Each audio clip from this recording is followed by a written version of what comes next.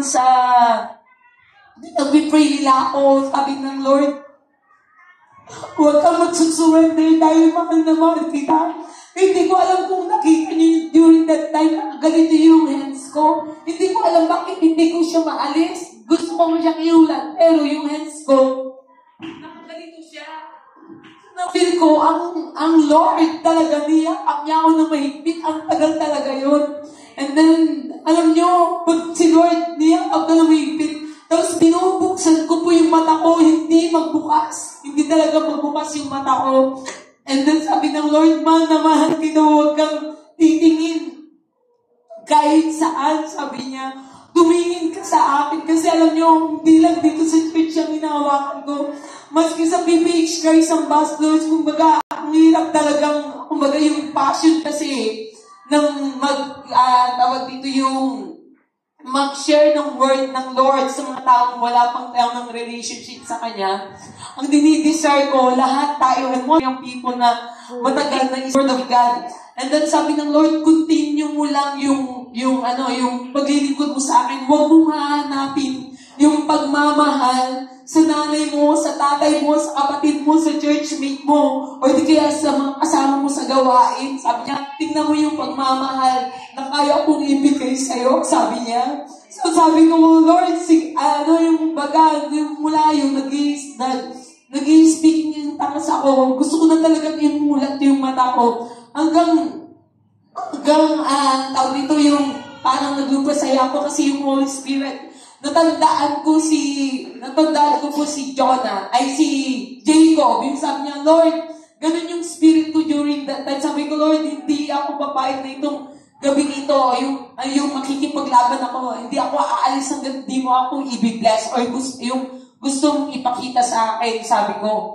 So, yun, during that time, sabi ng Lord na habang hindi ko alam kung sabi nga ng kapatid ko, ang tagal mo atin na pinaglihan, salos lahat ng sila.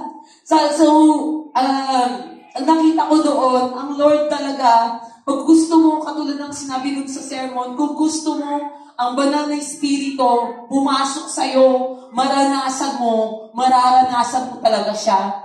Amen? Kaya nga, yung pagdating din ng fourth day dito, nakita ko talaga yung move ng Holy Spirit. Ako talaga, sa totoo lang, hindi ako nabahala dun sa nangyari dun kay